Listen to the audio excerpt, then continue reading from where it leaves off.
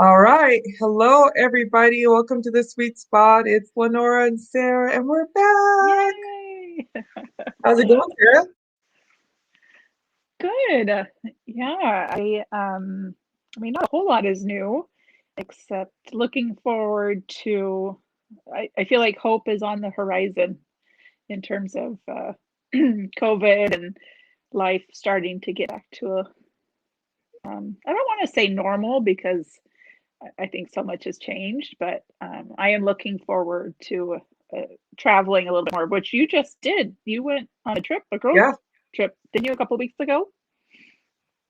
Was it last weekend? Well, not Oh, this last weekend, but so yeah, 2 weekends ago. But yeah, we went to Alderbrook Resort and Spa, and I think oh gosh, it's near Shelton. I can't remember the yes. exact name, but Yeah, yeah, that kind was of, gread.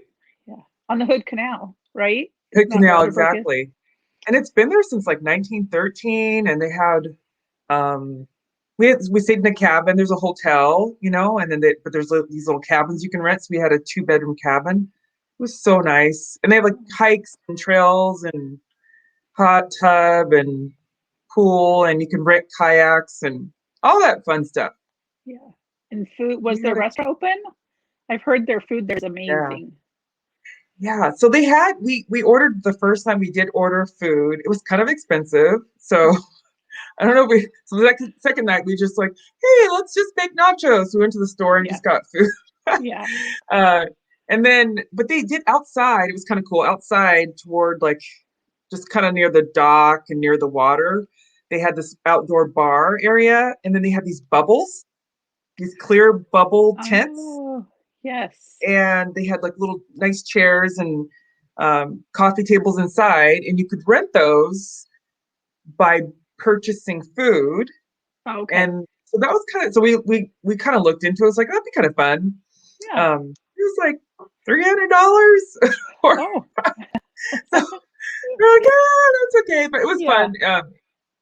But anyway, it was fun. What I Yeah. liked about it though was the cabin area because we got to there was like a kind of a grassy courtyard in between the cabins that kind of surrounded it, and so there was like a grill and a fire pit. There are fire pits everywhere, so it's kind of fun. You just walk around and just sit down and next to the fire, and then they had like a volleyball court and a horseshoe, and right, and people are doing Yeah. marshmallows and so much fun. And it We're was gonna do it just every year. you and your And girlfriends, right? three of No my friends, kids. Yes. no kids. Isn't that just so rejuvenating? Just Yes. getting away with your best friends.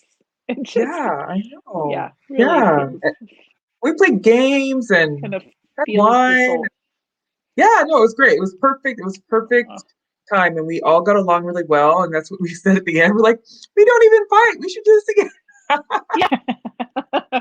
That's always the test. I know we've gone on a couples right? weekend once and it was like, well, let's just do one night to see Yeah, like it's gonna if work. because yeah, well, because everyone has different like styles. I think travel styles where some people are Exactly. very I know. regimented and everything has to be scheduled and organized, and some people are more like, I'm on vacation, so I'm just gonna go with the flow, and Right. when the feeling strikes me, I'll so Yeah, you almost have yeah, to kind of talk about that before when you do a big trip with yes, somebody, you need to kind of understand, like, okay, hold on. How do you like to travel? yes, yes. Yeah, Ella, Really my important. daughter, is wonderful to travel with, and so I'm really Huh? looking forward to it, the day when we can, where it feels a little bit more comfortable, or to travel. Where I'm would you still want to not. go? Like, if you could go take her somewhere, where would you want to go? Yes, I actually want to go, believe it or not, to Texas. I have a Oh, one of my best friends lives in Austin, uh-huh. and we've never really explored that area. And then I want to make my way down to the coast and Hmm. just do like South Padre Island and all of that, Mustang Cool. Island, and see the wild horses. And I was Oh, actually yeah. looking, researching it. I started researching last night because I feel like we're getting close to the time We're where getting yeah, we close. can start making plans to Yeah. broaden my horizons and get outside of Washington. So Fun. in a That's such safe a good way. idea too, is to just start planning it out and thinking about where you want to go and take the kids. I think it'd be fun the girls and I took them to Georgia, which is where my mom was from. Oh, We went 2 years ago. 2019, yeah. So that was fun, and we got to meet my mom's sister and all of oh, my cousins and her second, their third, whatever cousins there. Yeah, so that yeah, was fun. And then we spent a day in Atlanta. Anyway, it was really good. It was just us three. It was just really nice. yeah, yeah. Elle Yeah, and I went to DC once for a week. It was a work oh, trip that's right.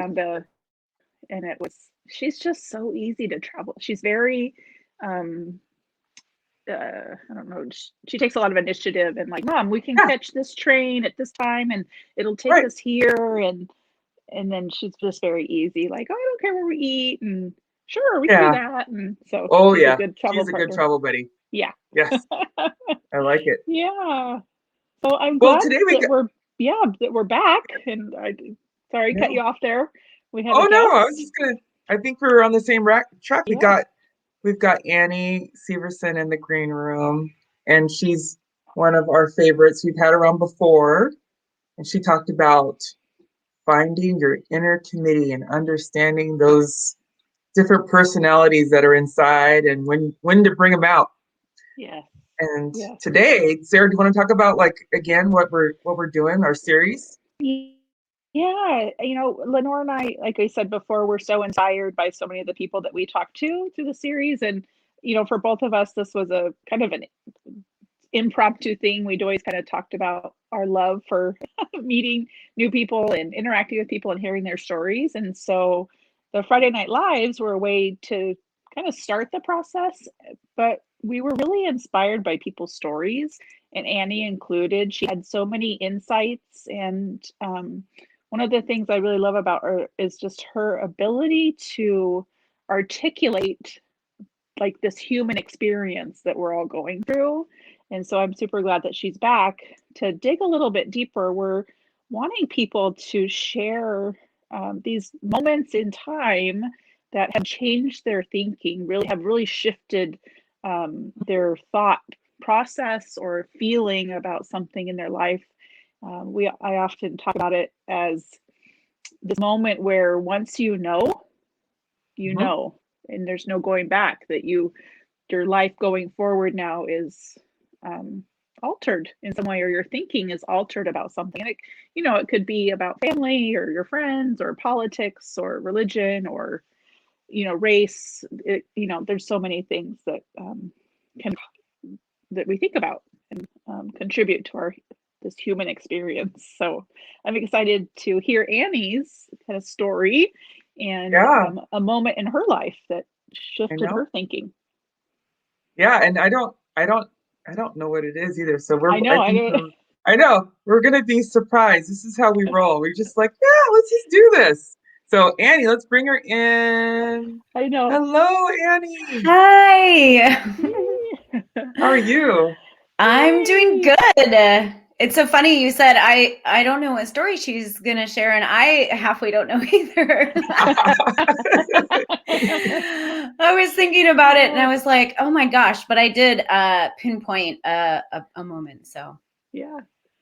Yeah, That's awesome. like, I mean, we're super informal. If we had a producer or something, maybe we would need to be more formal. But this is just the three of us winging it, and I think that's kind of the fun of it. It's I super so much informal. is. I Yeah. I appreciate you two so much, and I like the new format. I watched the last one and it was wow. I mean, it's Yeah. just good. You're doing good stuff. Yeah. I Thank mean, you, it kind Anne. of started. I don't know if you ever met Billy.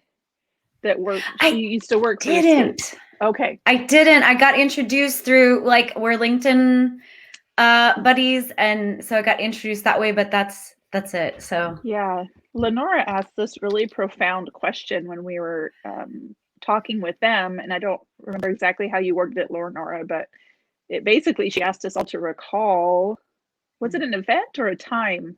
Like, I think it was like, when's the first time you realized your race? yeah. mm, Right? Isn't that the one? Yeah, and so it was like, wow, okay. And obviously yeah. my experience is so much different, and it just, yeah, really caused us to think.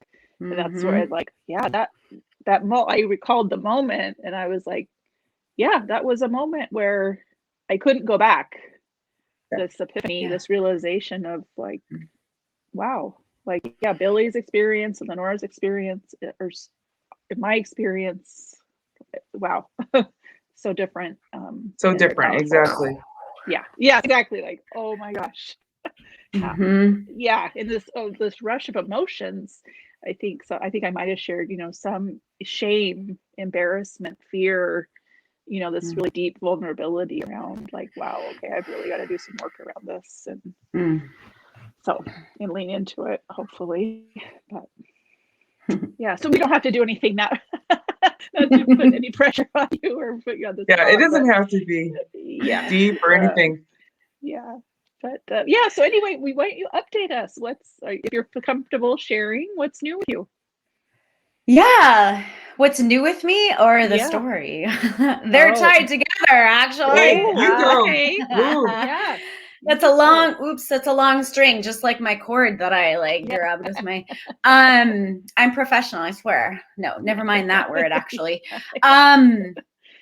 So I guess I'll start with the moment. So it was the one that came to mind for me when you sent me, this is what we want to talk about, was a time in my life where I was both, we're going to talk about recovery here because I'm a recovering alcoholic, 25 years sober, Yes, which put me very young in recovery. I was first sobered up I sobered up when I was 19, like almost 20. And at that same time, I had my first year of college and I dropped out because I started drinking again. And then went back and I took my first ever sociology class. So I had entered my first college experience thinking that I wanted to become a high school English teacher. I love writing. I love the language and how people tell stories. And I love poetry and songwriting. I love all of the things. But once I graduated from high school, I was like, I don't want to go back there. So I was kind of searching for this class. I'm like, oh, sociology, that sounds cool. Oh, my cat got locked in here. We He's not welcome gonna furry guests. Yeah, Welcome. he may not make an appearance.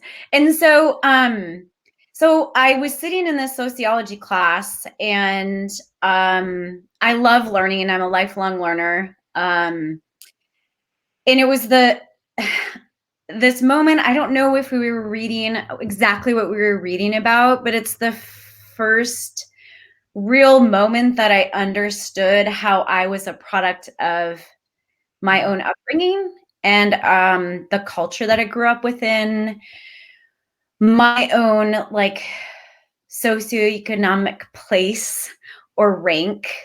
And then I love the class so much. I took the next class, which was about social deviance, which really opened my eyes to all the factors that contribute to things that we consider crime or not desirable or bad or whatever it is, and that there's so many influences into our individual lives and the way that we think and the way that we interact in our world. And so, yeah, that was the moment. And, I was also going through this at a very young age, this deep, reflective, healing, hard experience of sobriety as a young person who, all my friends they're like, what do you mean you're not drinking? What's wrong with you? And I mean, my close friends, they knew what, the nature of my drinking problem. And so it was those two things that happened close to the same time that really caused me to do some deep self-reflection and appreciate and forgive myself. Mm-hmm. And I was starting to see the world through a much bigger lens, which kind of brings me along this long string and path to doing organization development and change management consulting, thinking about systems complexity and systems change. So yeah, that was the moment. That was one of those things I could not unlearn after that. Like it just shifted the way that I viewed my family, my friends, my world, where I was living in the United States. It was in North Dakota. So, yeah, it just made me want to explore more and learn more. That's really fascinating because we're so like, we make all kinds of assumptions, and I would make this jump to like, or this assumption that there was a moment that triggered your desire to become sober. Yeah, that would have been like the moment. I think we have this preconceived idea that when people choose to enter recovery, it's because they've had some kind of big epiphany or awakening of some kind, but it doesn't sound like maybe that it did occur for you, but there were also moments after that that were equally profound, or I don't know how would you describe it? Yeah. I mean, there was one moment, and I thought about talking about that too, but I was in a rollover accident by myself when I was 16 that I survived without barely a scratch. And it was pivotal for me, but I don't think my mind was ready to understand. Like I knew, but I didn't know. So yeah, like how lucky you were. I definitely knew how lucky I was. Like there was a definitely that moment of like I could have died, and my family, my dad was in recovery, and so he was watching me, go through this thing, and he knew what was going on, but I wasn't ready. And so, yeah, I mean, in sobriety, there can be lots of different things, and it can be a small thing. It can be a big thing. It can be rock bottom. It can be, everybody's experience is so unique and different. And I think, like going to school, kind of realizing like this whole idea of who I wanted to be wasn't what I wanted to be. And then eventually sobering up and coming to terms with like, if I don't change, like I am going to die, or more bad things will happen to me. And so, yeah, it was really a culmination. And I think, I don't know that like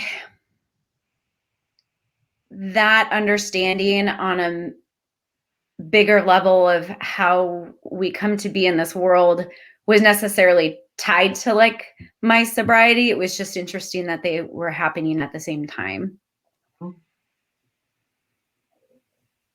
Sounds like it was definitely a pivotal moment when you were in college and taking the classes, because I remember in college I can barely remember any of my classes. I was sober. So, like, I'm already impressed that you remembered. Yeah, I took social deviance class, learned this, and I'm like, oh, she's good. That's awesome. It's because it is so shifted the way I thought. I mean, Exactly. I always liked to read about different places and different cultures and different ways of viewing the world, but I didn't really put it together until that first class. And I mean, I loved it. I just ate it up, and it was a really hard professor, and it was a really hard class, and there were a lot of people who wouldn't take it because the professor was really difficult, and right. he wrote the textbook, like he was that like intellectual and very in the academic world, well regarded.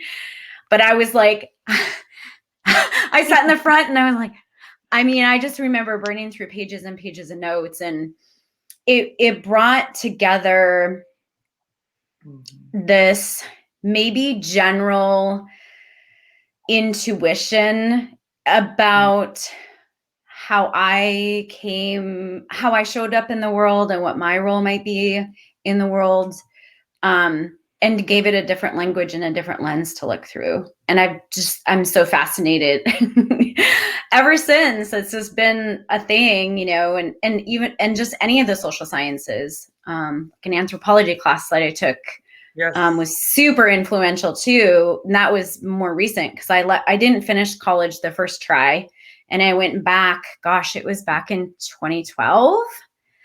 And I plugged away and I plugged away and I plugged away and then finished my bachelor's and then enrolled in master's program and just finished that this last fall. So yeah, it was interesting. And then so many experiences from then to now. And I would even say it was like confirms, but my view has continued to expand. Mm-hmm. And it helps me in the work that I do, the work that I do now and that I did. I mean, I was with Washington State until just recently for 11 years and thinking in complex systems. And there's a different set of skills to navigate through complexity with grace. And so, yeah. What kind of skills would you say are needed to do that? To navigate through? Yeah. This? That's such a good question, Lenora. For me, I really do think having a healthy view of complexity. So, and being able to hold paradox. So if I can, so I mean, things like, just self-awareness, understanding my own family origin, the things that are familiar to me and how those influence my thinking and how I can change my thinking and ways to always be open and investigate what my own thoughts are. And like, is that even right anymore? Or was it ever? And being humble, I guess like that's a skill set, I think, is being humble. It doesn't mean that you have to feel, I don't know. I think that's a piece of it. And admitting that I don't know everything. I think it's that lifelong learner mindset where I don't know what I don't know. And so, when it comes to complexity, I think I heard it explained really well. I'm sure I'm most likely taking from somebody else's words here. But like, we tend to sometimes think A to B, and that's how it works. Like, if we do this, then we'll get this. Right. But in complexity, it doesn't happen that way. But I think a lot of our systems and still try to function like it's a linear process, and human beings are not. So yeah. And I think just like, grace with others and with yourself, with myself. So I think those are skill sets or skills. Mm-hmm. No, I wish we could replicate that, and I think the part of the intent about this, Lenora and I have talked about, I mean, we're at this, I think, this I don't even know what you call it, pivotal moment in history where, like, when you really pause and think about and absorb it, it's like, wow, it just, oh my gosh, from gender issues to, it's just race and the pandemic and, health inequities. It's just, the list goes on and on, that we all have a real opportunity to lean into that.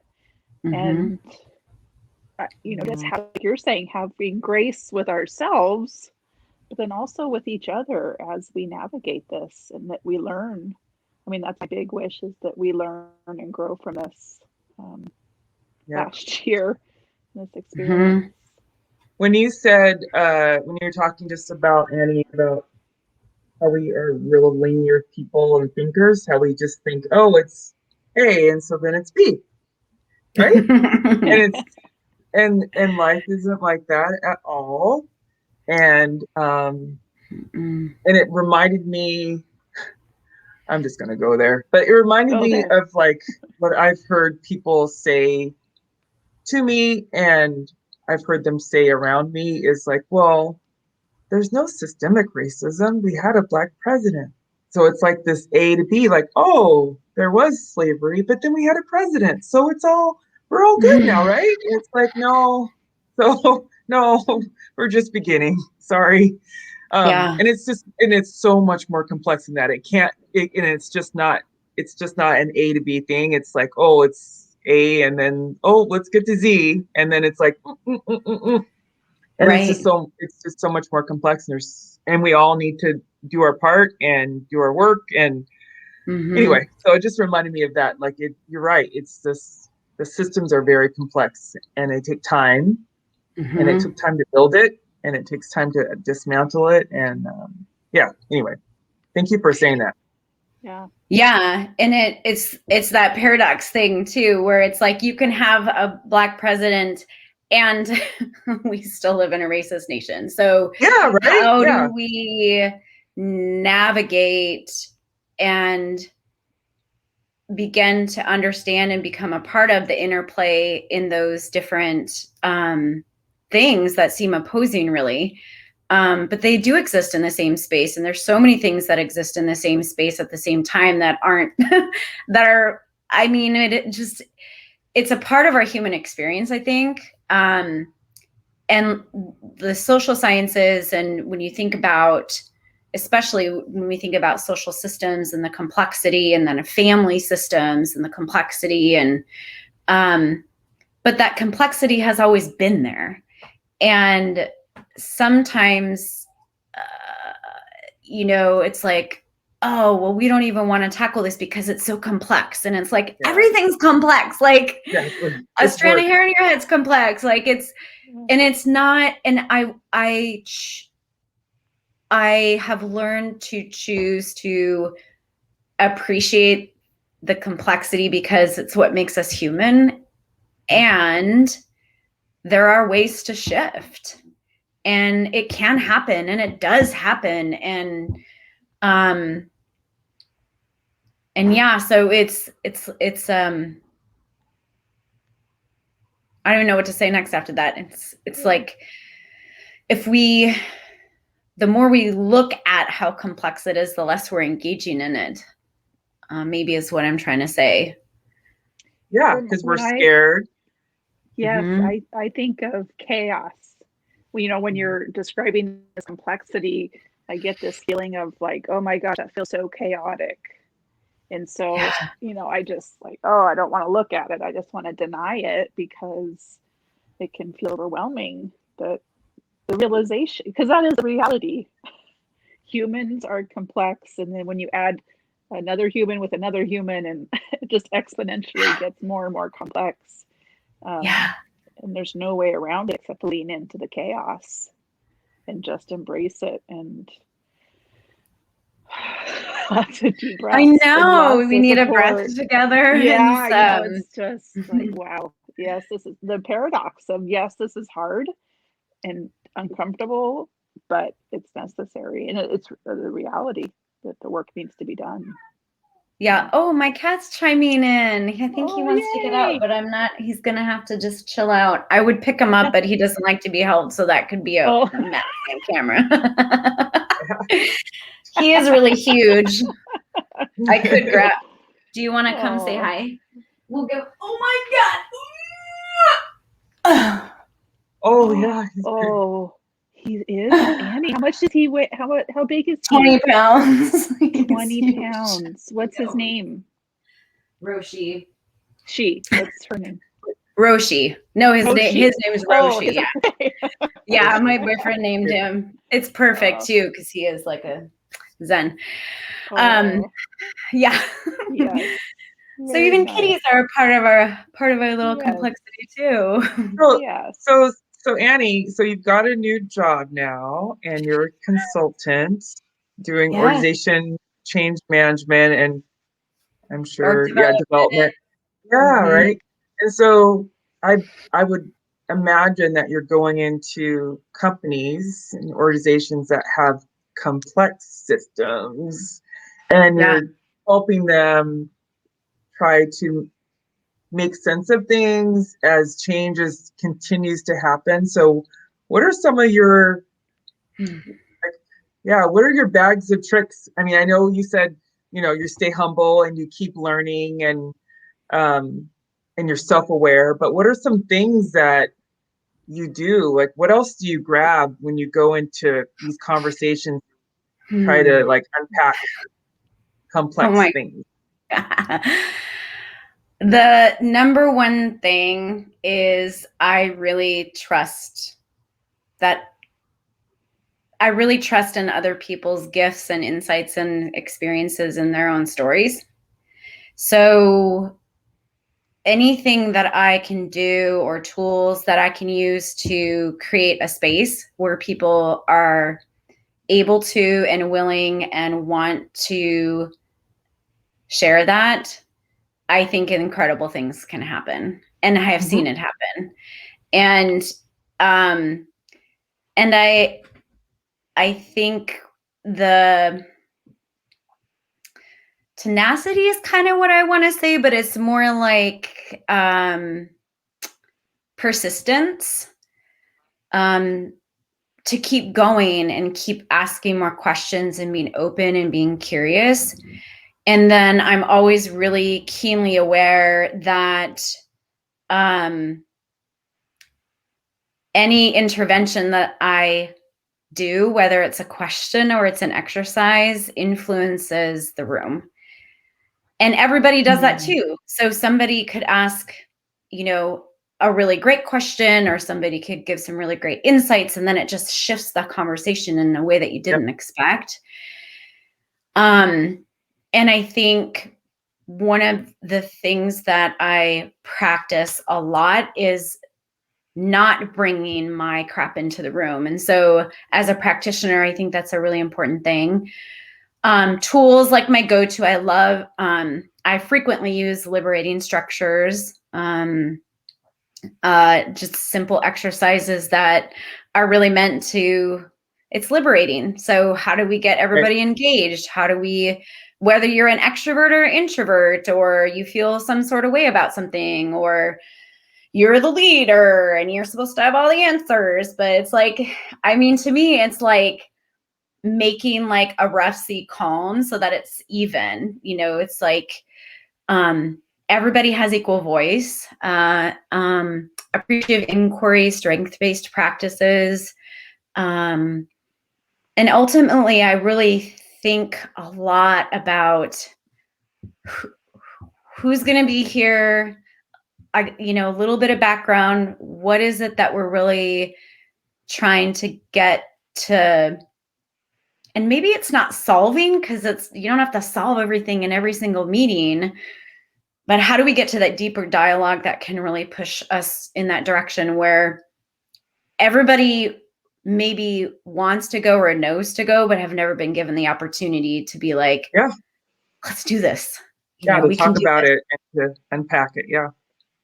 Yeah, and surface tension too. So uh that, Well, that's you just it's cool because it's like, when um you have like complex systems, usually it takes a while to get there, right? So things have been building up, and people have been adding, right? Whatever that looks like, it's know, usually because it's complex, it's usually taken a while to build and to create that mess. yeah. So, and so then I love what you're saying. And Sarah's taught me about this is just stay curious, right? Just Yeah. come in and just be humble and be willing to listen more than talk, and ask questions so that you can understand. But I think it also helps the people in the room. And you're right. Like, I think when you ask certain questions, it's like, oh, no one's ever asked me before. And I've been Mm, complaining about this thing. And now I get an opportunity to maybe influence what it looks like. But I think yeah. that's what it takes. And we've got such complex systems all around us that need to be fixed. They're so broken. Um, Mhm. anyway, that's cool. Thank you for sharing that. Absolutely. Yeah, Yeah. I think that's the strength of someone like a consultant or a coach or just a third Mhm. party, a neutral person can, like you're saying, hold that space like really invite the people to say, hey, come on in. I'm a safe place, and I'm going to help you all, start like that. It's like a ball of yarn, like Lenora saying, it's like this big jumbled mess. And when you're in the middle of the mess, there's no way you can figure out how to get out of it. Yeah, and I think like we each have our own ball of yarn, yes. And then we have a bigger ball of yarn when we get together, and then it's like yeah, and I think so. Like to tie it back, like complexity and systems, and a pretty common metaphor is like if you think about a forest system, is that everything is working together in different ways, and it works. And so what can we learn from that, and how can we Adrienne Maree Brown talks about it. I think it's I'm so bad. I need to get better at like authors, but Wheatley, I think it's Wheatley. People who know these things, I know all the concepts, but I'm so bad with names. But it's biomimicry, what are the things in nature? Like I was listening to another podcast, because I listen to a lot of podcasts, and he was talking about the murmurations that birds do. And there's not a single leader, but they move together. And, there's things all around us that in complex systems, they figured it out. And it works. And we have too, to some extent. Like we've figured out how to make, clothing, food, housing, take care of our needs. And then I think the other piece that really struck me back in that piece too is that individual actions can reverberate and make a big difference in both positive and negative ways. And so what do I want my impact to be?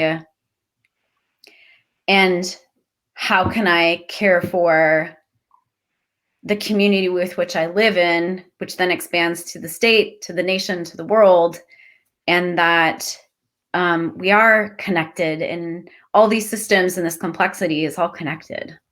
Mm-hmm. Which would just take us. Go ahead. Oh no, I'm here listening to you talk, and I'm thinking about, I'm envisioning 19-year-old Annie sitting in the classroom having this really profound moment. At that time, did you have the realization of this complexity? Like, because you were in the middle of a really complex system at a complex time, both internally, externally. When you look back now, does all of that resonate with you? Yeah, it does. It was definitely I knew in that moment, and I don't know if it was like one moment, but there was definitely there was one moment. I couldn't tell you what I was reading or what it was it was in class, and I remember reading the reading assignment, and then in class, and then it was through story and through an example, and I was like, wait, what? And it was like seeing and understanding that all this is here, and all these influences, and like family origin. I didn't call it that. I got that language later, which is another aha moment. But and then it like zooming right back into like my own brain, and like I was like, whoa, crazy. And I was like, I literally probably was like geeking out with some of my awesome nerd friends that I love, and like talked at length about it in the library. We used to hang out in libraries. It was like the place to hang out. Oh my gosh.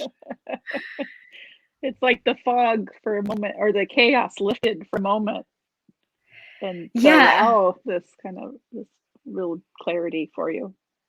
So what did you go back to Annie at 19, and you're in college, and I know it sounds like you weren't able to finish, but what were you thinking you were gonna do when you got to be a big person, to be an older person? What did you want to do?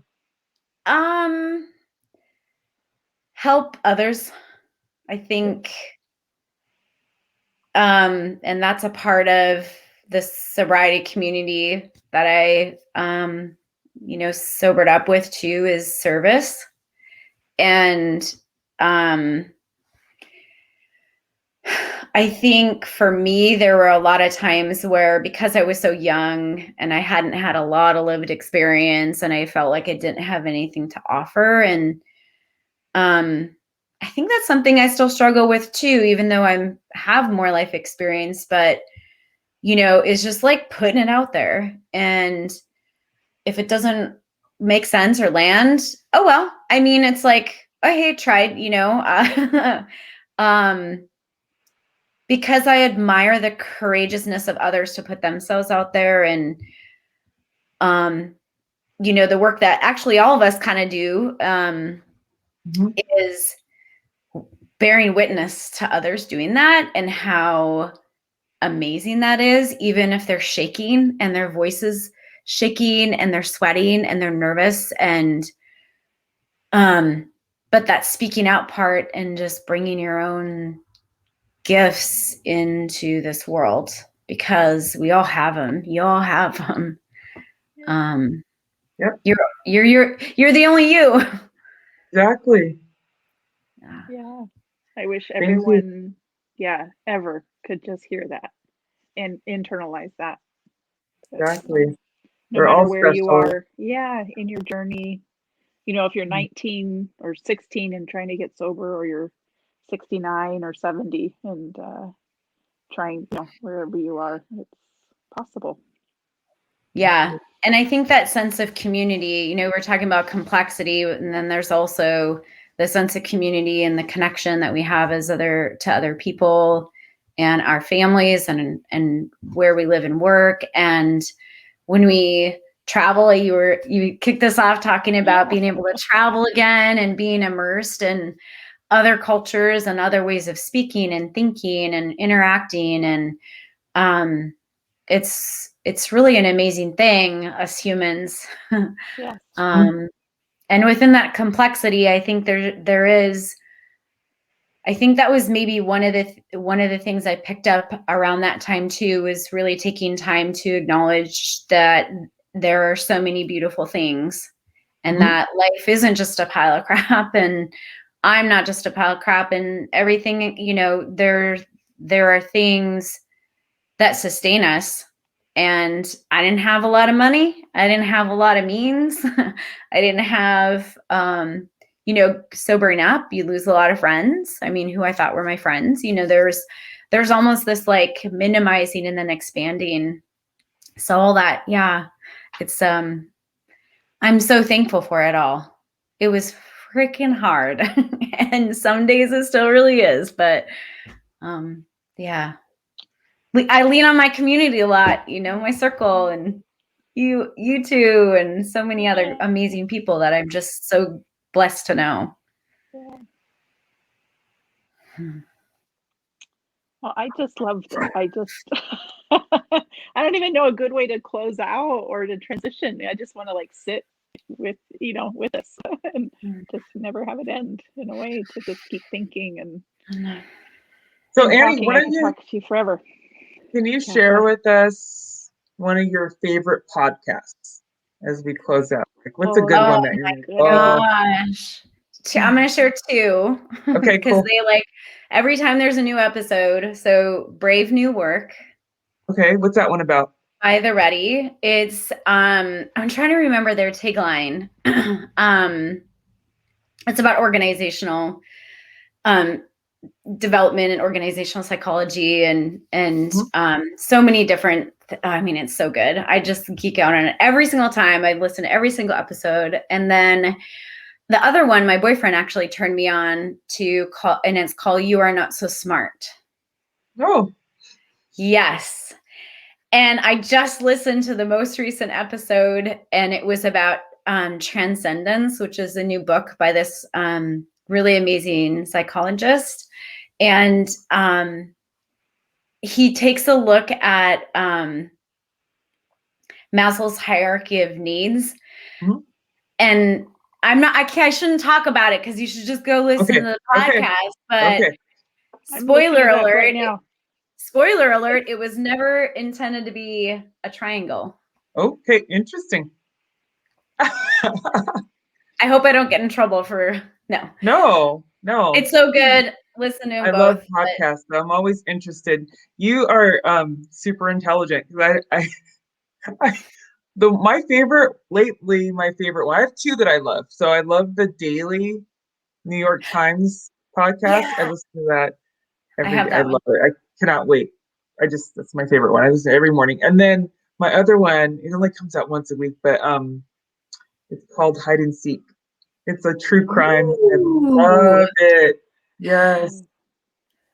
Those are my two go-tos lately. I have the daily in my list. I'll have to add the other one. What was the other one, Lenora? I'm looking them up as Hide and we. Seek. Hide and Seek. Ah, I also love, see, I should listen to more like fun or true crime or things like that. Well, I listen No. to Serial for, now they have a new Yeah. season that's coming out. I listen to that. And I also love Jamila Jamel, I Weigh. Oh, it's so good. Hmm. So good. So good. Another one. Okay, I have one more that I love. Podcast Karen sharing moment. Hunter. yeah. I know. Karen Hunter. She has a podcast out. She's actually on Sirius XM, on the Urban station. I forget the number, 126. Yeah, 126. But she's got a podcast also. So she's got a TV daily radio show, and then she has a podcast that she does like a kind of an expanded interview with people. But she's also has this guy on there. He's like a professor, and he's so smart. And he'll do like he studies Black culture and history, and he does a really good job of he just geeks out on it. And I love listening to him speak and talk about history, and it's really interesting. Ooh, I Sarah, wrote what them about both. I you? wrote them down. Yeah. Cool. Sarah, Well, you have as any? always, I come and go. I do love podcasts, but I'm deep into a book, the Okay. How to Be an Yeah. Anti-Racist book, and it Ooh, takes a yes. lot of mental. I find that I have to like read it and then reread it, or like put it down, process, talk about it, and then come back to it, and so I don't have I don't have a lot of mental space right now for other, No. When you read but I books, will it's get back. like, yeah, Yeah. that takes up your time that you could be listening to a podcast. Yes. I can only do one Yeah. at a time. Yeah. Yeah, and I'm Well, not embarrassed to admit my mental and emotional energy has been low the last few yes, weeks, just from, I think like a lot of people. So I'm trying to, Everything. yes, you I'm need to trying to take a trip. practice and learn to be gracious with myself, and it's Yeah, okay. Those podcasts will wait and I will get to yes, them. And so I do exactly. appreciate Well, the recommendation. we Yeah, gave you like 6 new ones, so you're good. You should be I good for the know. rest of I'm the year. excited. I'm amazed at how many podcasts I can listen to in my car running errands and when I'm getting ready in the morning. Like I have it propped up on the shower and I have it when I'm getting ready and I'll be like putting on a little bit of makeup and I'll just go, oh my God. Like, so I'll hear something that just blows me away and I just go, yes, or I'm talking to myself. My boyfriend gets to hear that all the time. I'm like, I love that's it. so true, all by myself, but All by myself. Yes. Oh. Yeah. Well, Annie, thank you for coming on again and thanks sharing your for heart having with us. me. Yeah, you get like a big virtual hug. I Thank you for know. sharing your heart and Yay. being vulnerable. We really appreciate it. You've Yeah, so inspired many us gifts. again. Yeah, so Yeah. inspired. Yeah, I'll say Yeah. thank you, and you do the same for me. So I appreciate you both so much and what you're doing, and can't wait to watch the next ones. Yeah. Yeah, absolutely. Yeah. All right. Well, we'll Forward see you to it. later. Yeah. Hey, Thank you. thanks, Okay, bye guys. everybody. Bye. Bye.